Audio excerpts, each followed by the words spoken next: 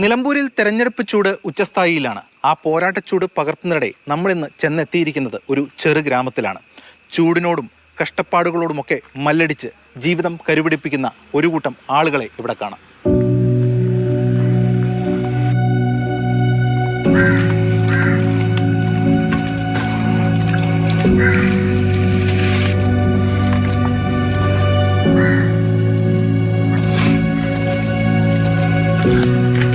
പരമ്പരാഗത മൺപാത്ര നിർമ്മാണത്തിൽ ഏർപ്പെട്ടിരിക്കുന്നവരാണ് ഇവര്.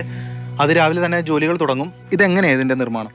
അപ്പോൾ ഈ മണ്ണ് കൊണ്ടുവരിക, മണ്ണ് കൊണ്ടുവന്നിട്ട് അത് നനച്ചിട്ട് ഉരുളാക്കി എടുത്തിട്ട് പിന്നെ അരിഞ്ഞെടുത്തിട്ട് മണ്ണ് നനച്ച് വെച്ചിട്ട് കാലുകൊണ്ട് ചവിട്ടി കഴിഞ്ഞിട്ട് നമ്മളെ പൊറോട്ട മാവില്ലേ അതേമാതിരി കൈ കൊണ്ട് ഇതാക്കണം, ലെവലാക്കണം. കവടാകുമ്പോൾ സെറ്റാകും. അപ്പം സെറ്റായി മണ്ണ്. അങ്ങനെയാണ് ഇപ്പോൾ ഈ സാധനം ചെയ്യുന്നത്. സെറ്റായിട്ട് ശേഷം ഇതിൽ ചക്കത്തിടും. പിന്നെ ചക്കത്തിൽ നിന്ന് പിന്നെ നമ്മൾ കൈപ്പണി തന്നെ ഇങ്ങനെ കൈ കൊണ്ട് എല്ലാം നമ്മൾ വിചാരിച്ച സാധനങ്ങളൊക്കെ കൈ കൊണ്ട് തന്നെ പണിയെടുക്കണം.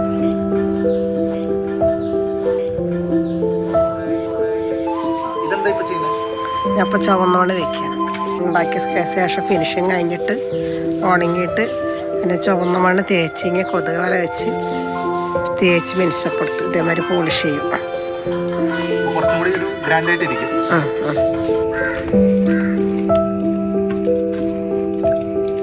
ഇങ്ങനെ ഇപ്പോൾ എത്രയും പണിയെടുത്തിട്ടൊന്നും വലിയ മറ്റൊന്നുമില്ല. ഇത് കണ്ടില്ല, ഇപ്പോൾ നമ്മൾ ഷെഡ് കണ്ടില്ലേ, ഷെഡും കാര്യങ്ങളും. എന്നാലും നമ്മൾ കഷ്ടപ്പാട് തന്നെയാണ്. ഇനിയിപ്പോൾ എന്തെങ്കിലും തൊഴിൽ വേണ്ടേ, അപ്പോൾ ആ തൊഴിലങ്ങനെ പോകുന്നു മാത്രമേ. നമ്മൾ എന്തെങ്കിലും എഴുതി കൊടുത്താലും ഒന്നും കിട്ടില്ല, മറ്റില്ല ചോളപ്പഴക്കി മറ്റൊരു ഒരു സംഗതി കിട്ടില്ല. നമ്മൾ പറഞ്ഞാൽ ഒന്ന് നോക്കിപ്പോകും. മൺപാത്രത്തിന് വില കിട്ടുന്നില്ല. വില അവർ പറഞ്ഞു കഴിഞ്ഞാൽ മണ്ണല്ല, അതാണ് ഇതാണെന്നൊക്കെ പറഞ്ഞു കേട്ട് ഒഴിവാകും. നിലമ്പൂരിൽ ഇപ്പോൾ തെരഞ്ഞെടുപ്പ് ചൂടാണല്ലോ, അതിന്റെ സാധ്യതകളും ഇതൊക്കെ എങ്ങനെയാണ്? കഴിഞ്ഞ പ്രാവശ്യം അവർ വന്ന് മാർക്സിസ്റ്റ് പാർട്ടിക്കാർ വന്ന് പറഞ്ഞു ഈ ഷെഡ് ശരിയാക്കി തരാം, അങ്ങനെയാണ് ഇങ്ങനെയാണെന്ന് പറഞ്ഞു. അവർ ജയിച്ചു. പക്ഷേ ഈ കൊല്ലം ഞാൻ ആലോചിക്കട്ടെ, അവർ വരുമ്പോൾ ഒന്ന് ആലോചിക്കും. UDF പറഞ്ഞിട്ടുണ്ടായിരുന്നു. ഇല്ലല്ല, UDF ചെയ്ത് തന്നില്ല, അവർ ചെയ്ത് തന്നില്ല.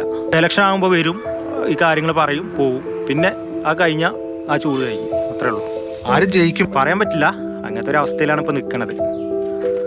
ഞങ്ങൾ മുനിസിപ്പാലിറ്റി പോയി ചോദിച്ചപ്പോൾ അവർ പറഞ്ഞു ഗ്രൂപ്പിനെ തരുള്ളൂ, ഗ്രൂപ്പായിട്ട് ഒരിക്കലും ചെയ്യാൻ കഴിയില്ല ഈ പണിയൊന്നും.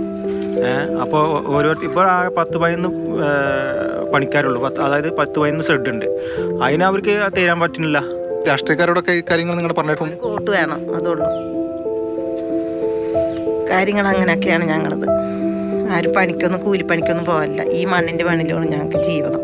തെരഞ്ഞെടുപ്പിൽ ആര് ജയിക്കുന്നുള്ളത് ആര് ഞങ്ങൾക്കറിയില്ല, ആര് ജയിക്കുന്നത്. നിങ്ങളുടെ ജീവിതം കെട്ടിപ്പടുക്കാൻ വേണ്ടിയിട്ടുള്ള നെട്ടോട്ടത്തിലാണ്. അതെ. ഏറെ സങ്കീർണതകൾ നിറഞ്ഞതാണ് ഈ ജോലി. അല്പമൊന്നും സൂക്ഷിച്ചില്ലെങ്കിൽ പാത്രങ്ങൾക്ക് രൂപമാറ്റം സംഭവിക്കുകയോ പൊട്ടിപ്പോവുകയോ ഒക്കെ ചെയ്യാം. നിലമ്പൂരിലെ ഉപതെരഞ്ഞെടുപ്പും മുന്നണികളെ സംബന്ധിച്ചിടത്തോളം സങ്കീർണതകൾ നിറഞ്ഞതാണ്. ഫലം എന്തു തന്നെയായാലും വിജയിച്ചു വരുന്നവർ ആവശ്യങ്ങൾ പരിഗണിക്കണം എന്നതാണ് ഇവർക്ക് പറയാനുള്ളത്. ക്യാമറമാൻ സുജോ എഡ്വേർഡിനൊപ്പം എസ് ഷാഗിൻ, മാതൃഭൂമി ന്യൂസ്, നിലമ്പൂർ.